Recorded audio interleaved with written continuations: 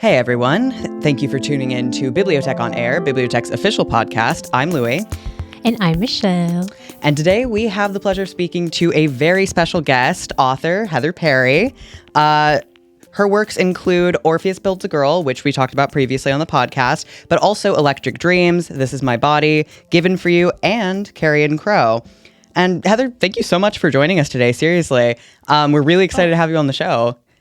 It's my pleasure to be asked to come and speak to you guys. Yeah, absolutely. Would you mind telling the audience a bit about yourself?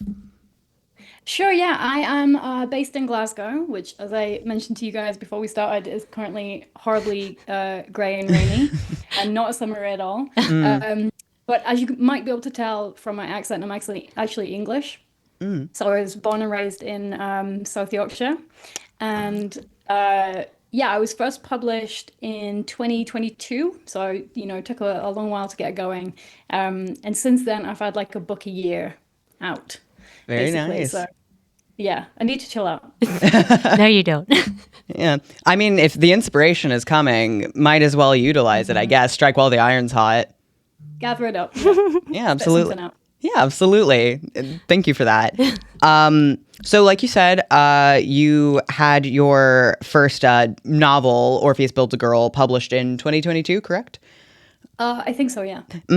And before that, you had released works in the short story collection, This Is My Body, Given for You, and you had a nonfiction book, Electric Dreams.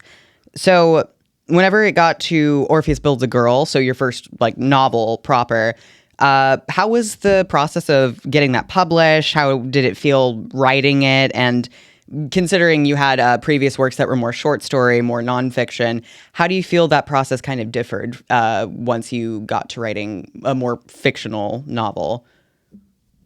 So actually, Orpheus came out first. So it was Oh, my Orpheus, mistake. and then it was the short story collection you mentioned, and then it was the Electric Dreams. Yeah, so I had written a lot of the short stories in the collection were published in different magazines and stuff beforehand. That's kind of like how you build a career as a Right. writer these days. You have different stories out in different places. So I had some of the stories published. And Orpheus did not have an easy route to publication. Right. It had a very circuitous route, I would say. And I think that's because it is so dark. Yes, And, absolutely. See that? right, it's it's gross. It's very physical. It's very visceral. It's trying to say a lot about society and, women's place in the world and the intersections of womanhood and how these affect people's experiences. So I think in that way, it's kind of not very easily sellable. So I was working on it for a long time, and I'm not from a kind of background where I knew writers growing up, or my family didn't know people who were working artists and these kind of things. So it was only really when I moved to Scotland that I started to build up a career and kind of understand that you really could actually live as a writer and a novelist, because there's an amazing literary community in Scotland, really Oh, wonderful, wow. very supportive. So I started to get all these little bits of opportunities and free mentoring, and I won a couple of prizes for emerging writers and this kind of thing. Oh, very And nice. I established an amazing workshop group with some other novelists, and they were instrumental in helping me get Orpheus to where it needed to be, because it was a very different book when it began. It only actually had one of the perspectives. Maybe we can talk a little bit about that. Oh, Whose was it? Yeah. It was Wilhelm's. I see. Yeah. Oh, okay. Did you find it important to then, please forgive me, I forgot the character's name, Gabriella? Yes. Did you find it important to kind of add her perspective in there for balance's sake, or were you worried that maybe people would read just Wilhelm's perspective as they wouldn't take it as an unreliable narrator if it didn't have her to balance out, or what They would inspired actually you? they would just think I was a fascist, right? If Right. they were Yeah. just reading him. Right. Yeah. It was difficult because I really love novels that make the reader complicit. It's they put you in the perspective of a really terrible character. So I love Lolita. I love Right. The People in the Trees by Hanya Yanagihara, which was her incredible first novel. In fact, this thumb tattoo is from The People in the Trees. So, Oh, very it cool. was Oh, that's awesome. hugely influential on me. And I really wanted to achieve that. I wanted to write a book that made the reader feel uncomfortable because of the things that the main character was thinking and doing. And I wanted them to have to kind of experience that being in the view of the character. Yeah. I mean, I think The you problem achieved with that well. Yeah. Oh, thank you, thank you. The problem with that is that you really have to trust your reader. Hmm.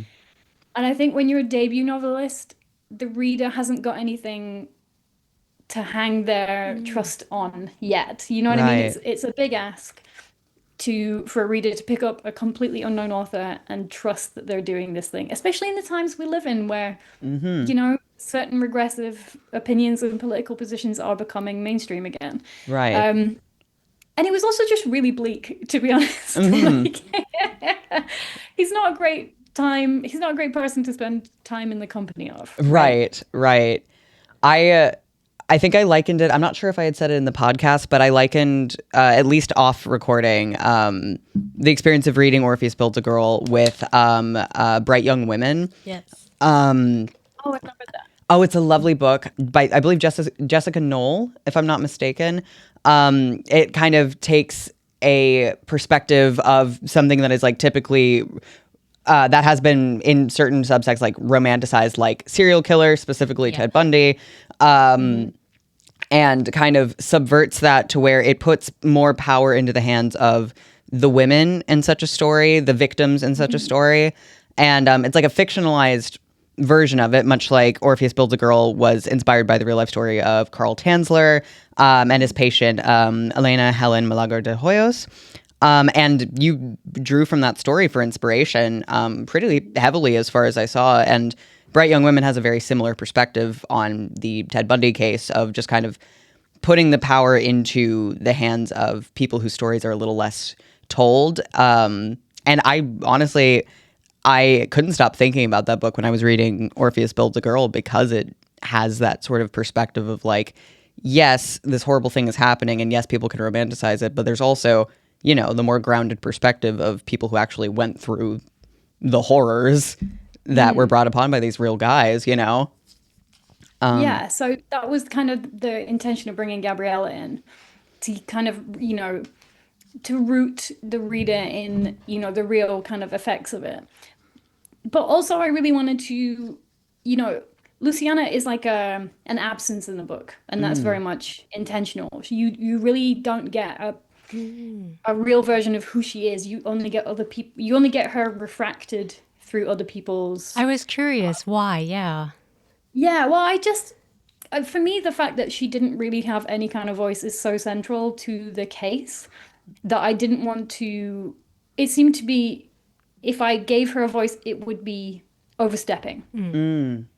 Because I think the way that you silence certain women in society is what leads to cases like these. And I also didn't want Gabriella to be like an infallible character. And I don't want readers to think of her as like a non-problematized truth teller, right? Because we Right. all have our versions of the people we love. And whether or not they're perfect versions of who those people really are is up for debate. Usually not, right? Especially when we've lost someone. Our Right. memories are very malleable, and we can alter narratives to fit our own fears Version. and, Yeah. yeah, exactly. I think maybe you guys talked about that in the episode as well. I think that was a really wonderful point. So in bringing in Gabriella, it was like not I was rooting them in the perfect truth, but I was rooting them in another perspective. And in between these two perspectives, you're kind of forced to create your own version of Luciana and go between what the headlines are saying and what, the villain of the piece is saying and what the hero of the piece is saying, and find where you think she sits in reality. Oh, I like that. Yeah. Because I definitely felt like I was grasping from different areas of the book to find her character. So I do like that. Yeah. That is interesting. Thank you. Yeah, and I did really like kind of her through line of like you said, she's not an infallible character, and she does have her perspective as like the oldest child as well, which like kind of comes with that sort of burden almost of like feeling responsible for your younger siblings. And she does kind of take on that more protective role with Luciana. So even if she is trying to put power to Luciana's, what she considers Luciana's like perspective, and like is, you know, shedding the truth on like, oh, I through the door was able to hear her kind of like fighting back verbally, stuff like that. You know, it's still coming from the perspective of like an older sister who feels like she's failed her younger sister. And I thought that that was really fascinating because there's clearly a lot of like guilt that lays on Gabriella and kind of really translates to why she would want to kind of put her perspective into the book of just making sure, like in the, you know, universe of the book itself, wanting to kind of put her 2 cents in because she's like, I'm not going to let this guy completely control the narrative. And I think like on a meta level, I think that that is what you were attempting to do. Yes. And I like that parallel. Thank you. Thank you. You know, the whole book came about because I before I moved to Scotland, I lived in Central America. So I had a lot of feelings based on that experience of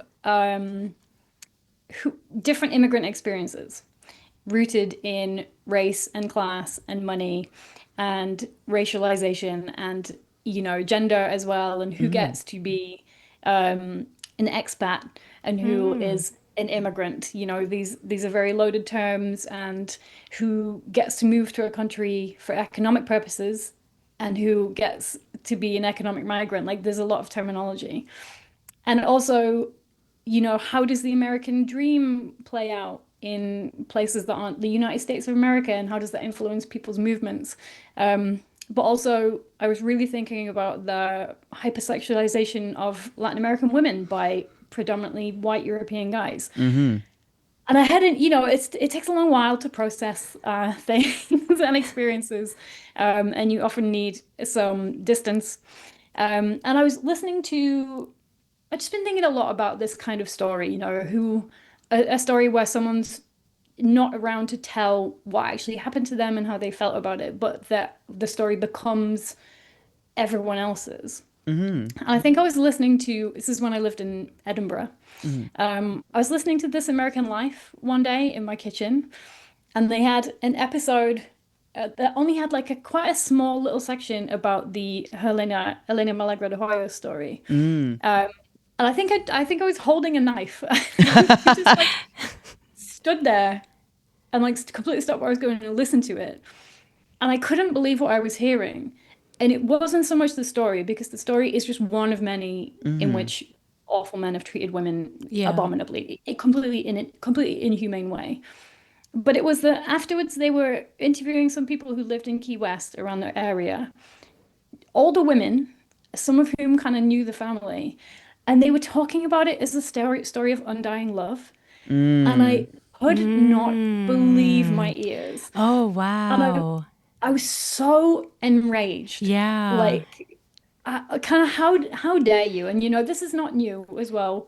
Men's behaviors are often covered over in this way. And they said, well, I think one of the women said something like, well, at least he didn't kill her and throw her body in the sea. And I was like, is that the bar? Is that Exactly. the bar? Yeah. Like at least he protected the body. The body was still there. He did not protect the body. Yeah. He protected the version of the body he wanted. But And exactly. Like, call me an optimist. I think we can expect more of men. I think so too. And it's interesting too. Like, I wonder how much of that is a mindset of not America, but of the United States, really. Because you think about it, like this idea of preserving a body and where the body has to go place, you know, to rest or something like that. Because when you think about other different cultures or whatnot, like Buddhism, for an example, the body, it can be separated. You know, it's more about, I guess, the spirit in that way. So that is interesting. Yeah. I wonder if like that was a thing as to why those people were like, well, he kept the body, kind of like he didn't throw the body away. So the body's fine. It is actually really interesting. Like, I really had to think a lot about death procedures and, you know, how different cultures process their dead, for want of a better word than that. And, you know, across different religions, different cultures, it varies hugely whether we think like a body should not be even seen. Exactly. And whether we think it's like a real honor for the loved ones to clean and prepare a body Yeah. for whatever happens to it. And actually, when someone I know, someone who's very close to me, her father died in his like living room chair, basically after a long illness. And they gathered all the family around to watch a movie with him for the last time, which Huh. I was like, it's Oh, not what I wow. would have done, but I was really touched by that because it Yeah. Yeah. was the last time they were going to be together as a Oh, family. wow. And that challenged my perspectives a lot. And we're Yeah. from the same cultural background, we're from the Mm-hmm. same country. So, in thinking about like what is the right thing to do with a person in their corporeal form, Yeah. I had to challenge my own perceptions a lot in order to write this book. So it was interesting. Right. And I know that it's both this and Carrion Crow are kind of more on the gothic horror side of things. Do you find that you do have a strong stomach for that sort of thing? Like, I know that we have a very, like, I know that there are so many different ways that we process our dead, and like that can be kind of a touchy subject. And for me personally, like, I do find this sort of thing fascinating. Ask a Mortician is one of my favorite YouTube channels of all Oh, I time. love her. Yes, it's wonderful. Oh. But and if you've not seen her, I haven't. you I would need to love look her. it up. But like there is like that sort of taboo that kind of like turns my stomach. So whenever I was reading Orpheus Builds a Girl, I was very much like yeah, it does feel like if you look at it in a certain lens, it does almost feel like barbaric what we can do to our dead for like the funeral industry, things like that. But do you find that you have a like maybe not just for that specific thing, but when it comes to like gothic horror in general, which can go into so many dark themes, is that something that you like very much enjoy? Is it something that you just enjoy like playing around in writing wise? I think both. I think I do have like a very strongly gothic sensibility and a real Yeah. big obsession with the body. Like when I was very, very, very young, I had like a like really severe eczema when I was a kid. I do too. Oh, you did? Yeah. So I had to be like wrapped in bandages when I was put to bed at night. Yes. Okay. You're No, like the only same person here. I've ever met who had the same experience. This is amazing. And you wake up in the morning and your first thing you think about is your body, right? And what's happened to your body Yeah. and how you're presenting to the world and how you've been kind of made vulnerable. And, you know, you're wrapped in bandages because you might hurt yourself, right? You might scratch and all these kind of things. So I think from a very young age, I was primed to see your body as something that was kind of happening to you, Yes. Yes. right? Like a Something reaction that's, to how you feel or something too, yeah, right? or just Yeah. like separate and kind of not completely within your control, which I think is something a lot of women can relate to as well in various different ways. 100%.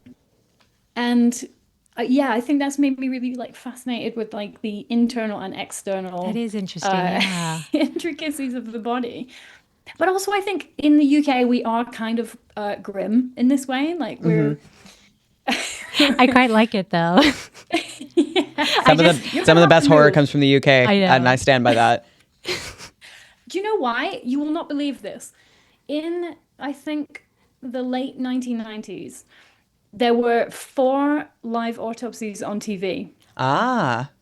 done by the guy who does this series of exhibitions called Bodyworks Oh now. He's like yeah. the German doctor. German Yeah. doctor again.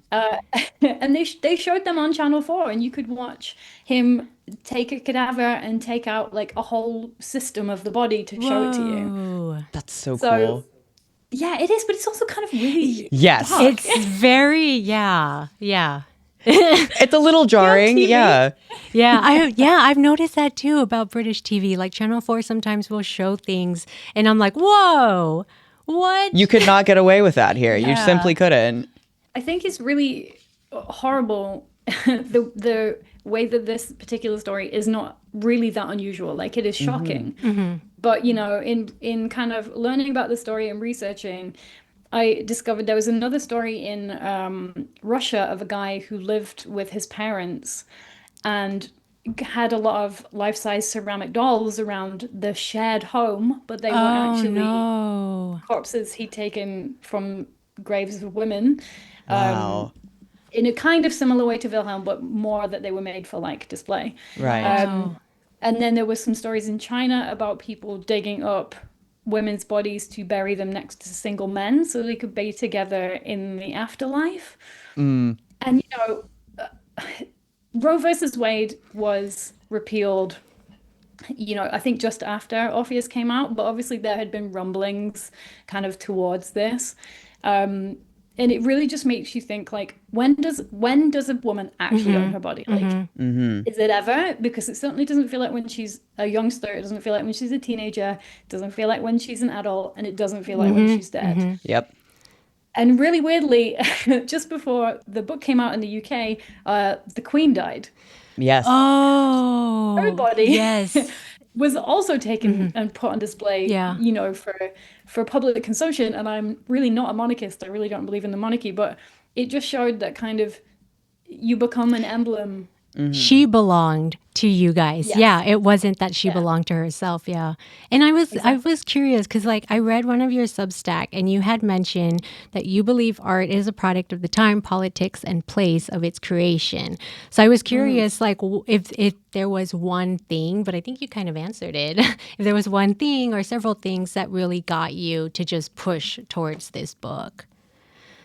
I mean, I think it was the reaction of those women in Key West on the This Yeah. American Life episode, because it was like, you kind of want to believe in like a grand sorority of women who all understand the things we go through, but it's just not true.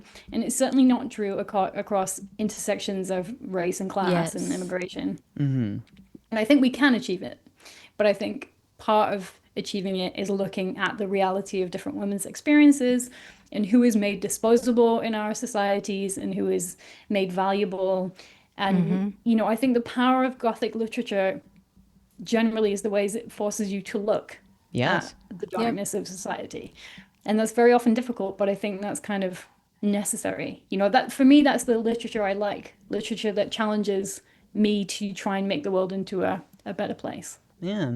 And prior to you being an author or prior to you publishing your works, you were also mentor and editor to other authors for a good long while. And I'm sure I know that the landscape has probably changed quite a lot, especially with people being more concerned with like the hook especially these days.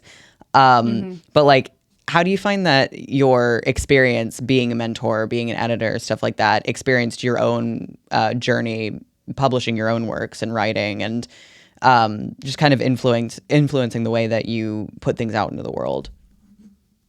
That's a good question. So I started out working for like a tiny, tiny publisher in Canada. So I used to live in Toronto. Oh, nice. Oh, cool. Really, yeah, like a really tiny nonfiction like lifestyle publisher, and that was like where I learned to be an editor. And in that kind of work, you're always thinking about clarity of information, as well as like grammar and all these kind of things. But Right. you're teaching someone to do something, so it always has to be about clarity. So I think everything about clarity. If people can't understand what you're reading, that it cannot have an impact on them. If they can't see the scene as you're trying to make them see it, they can't be brought in. And then yeah, I also publish a magazine. This is the stack of the literary magazine. Oh, very It's nice. called Extra Teeth, and we work with like a lot of emerging writers through that as well. Some people who are being published for the first time, and sometimes next to like really big names in like UK literature.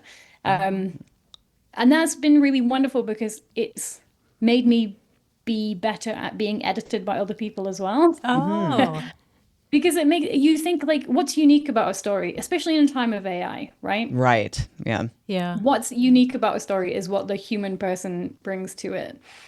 And what we love in the magazine is when we receive really raw stories that need work, because we can do that work editorially together.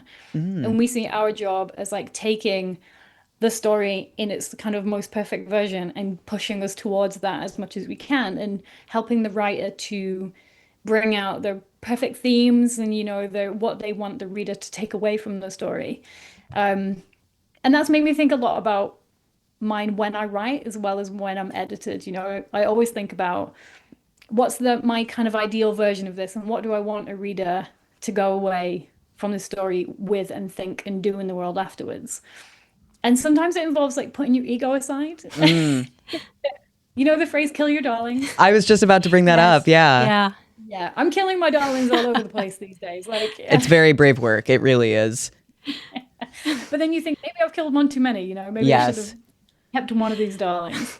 Mm-hmm. Um, so yeah, it's made me really, really appreciate the editorial process. Like I love being edited. I love being challenged by my editor. I love having like tiny little arguments in the comments Mm-hmm. of like a manuscript with my editor. And I love coming to a position where I can't defend what I've put in the book, so I have to remove it for the overall. Oh, I like losing sometimes yeah. because if you don't lose, then You build basically from losing. exactly. Yeah. Yeah. Oh, Yeah. I like Yeah, that it's a idea. very collaborative process, and I really appreciate that. Yeah, and it gives platform and like, respect to other people in the profession when you do that, because it's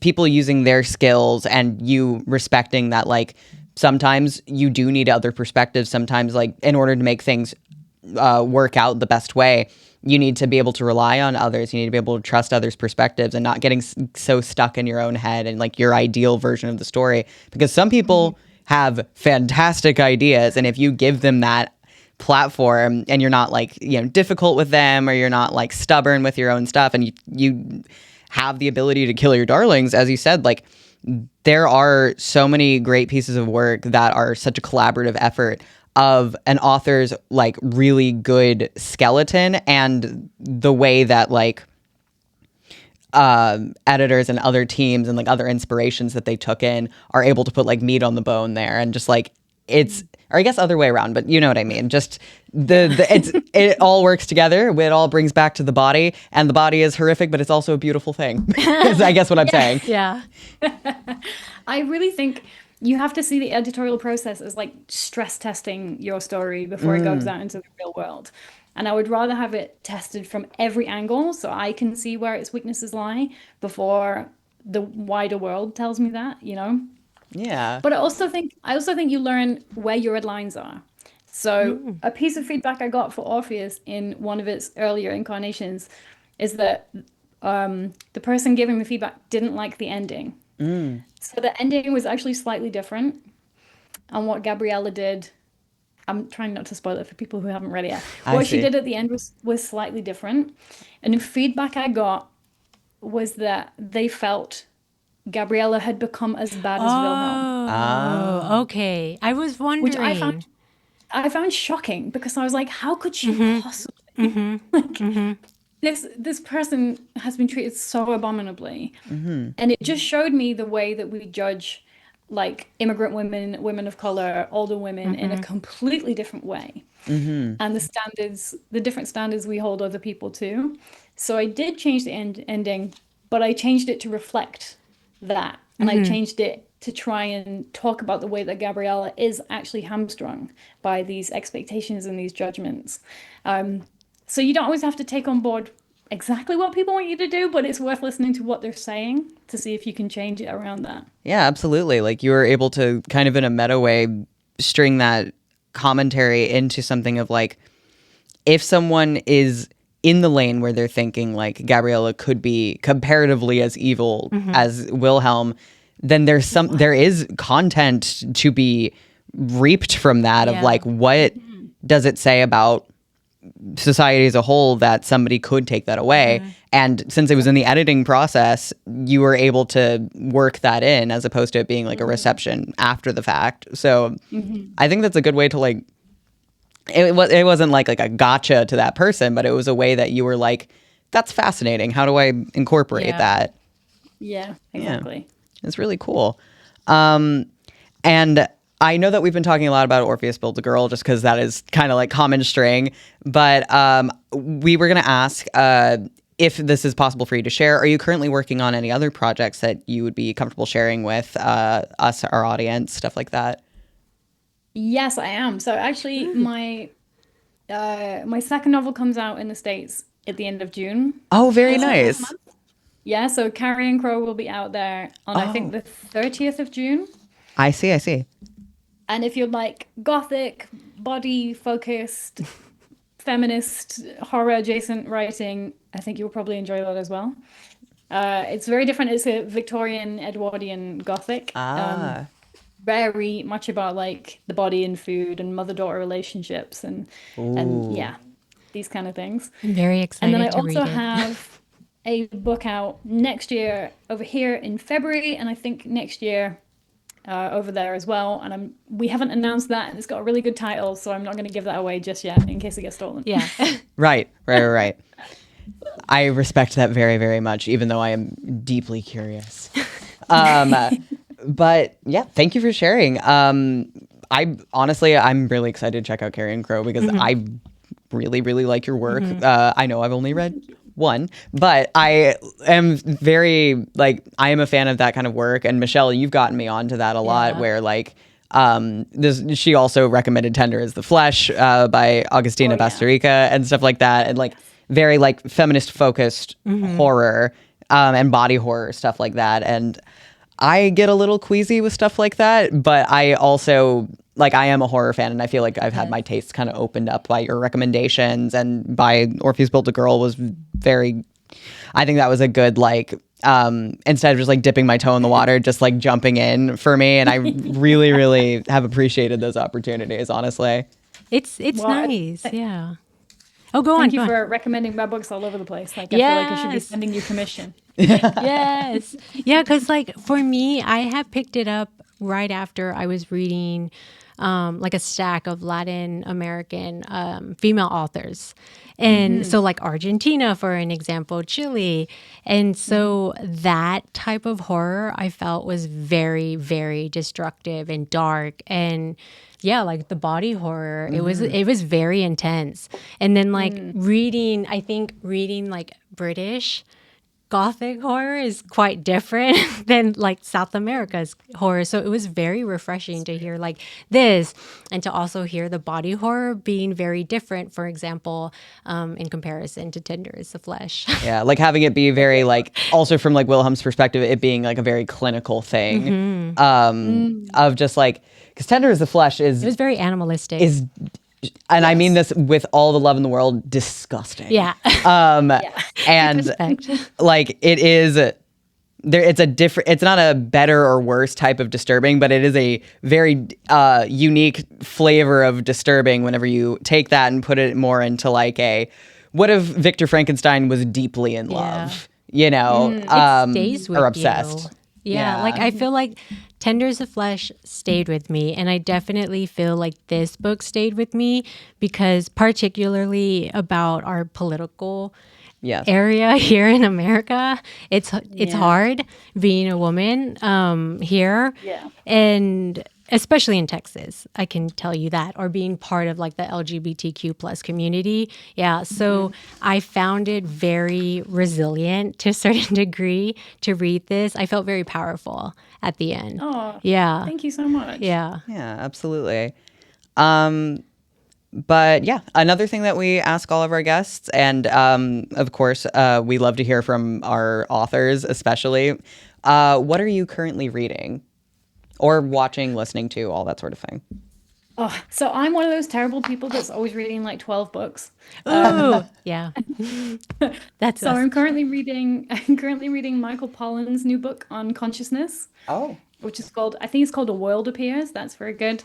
I'm also rereading The French Lieutenant's Woman by John Fowles from the late 60s, which is like a postmodern, I don't even know how to describe it. It's like one of those books you read as a writer and you're like, I can't believe he's getting away with this. Like, he's doing so many weird things. Like, and yet the story itself is kind of almost like plain. Oh, it's just wonderful. And what else am I reading? I would have to look at my like stack of books. I'm rereading Moby Dick. Oh, very nice. Ooh. Like slowly, because I love it and it's got some relevance to something I'm working on. Very nice. And that's another one where you're like, how's he getting away with this? Yeah. Because you have like 4 pages of action and then he says, stop. I'm going to tell you about blubber. Yeah. Yeah. I love it. Yeah. I mean, one of my favorite books of all time is Count of Monte Cristo. And it's a fantastic book. It's really good. But I am very careful when I recommend it to people who are like, oh, that sounds fascinating. I'm like, you're going to have to learn a lot of French names and Yeah. French location Yeah. names, and unfortunately, 80% of them are important. And That's me right now. yeah. In my audiobook, I was like, I should probably take notes. I have it for you. I have a web of tree of relationships from back when I read this for the first time in 9th grade. I got you. Ooh, okay. But either way, point is, those are honestly, those are really interesting books. Is the first one, the consciousness one, nonfiction? It is nonfiction, yeah, and it's kind of very recent. Okay, I gotta look into I that. know. I'm a recovering philosophy student, so I'm always got like one tip in that world. Yeah. Oh yeah. Recovering philosophy student is an excellent know. phrase. But yeah, I think as much as I'd love to keep talking for I know. hours, I think that just about wraps it up for today. Thank you so much for taking the time out of your day to talk with us and share your perspective on your own writing journey, different things. Like, genuinely, thank you. It's been an absolute pleasure to have you.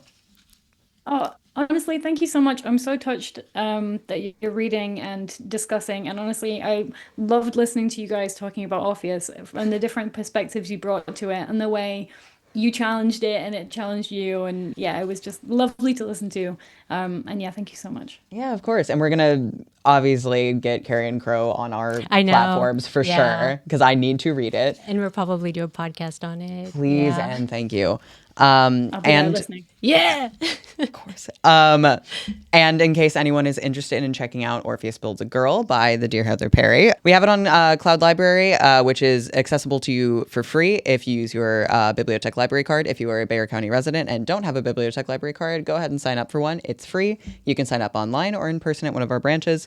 And please, if you do get a library card, please check out this book. Not for the faint of heart necessarily, but it's a wonderful read. It is. Yes. But Heather Parry, thank you so much for being here. We really appreciate the time that you took out of your day and the insight that you provided. Oh, thank you so much. I'm a huge library supporter and I love what you guys do. Thank you. Thank you so very much. But yeah, that just about wraps it up. Thank you for listening to BiblioTech on Air. I'm Lewis. And I'm Michelle. And we'll catch you on the next episode. Bye.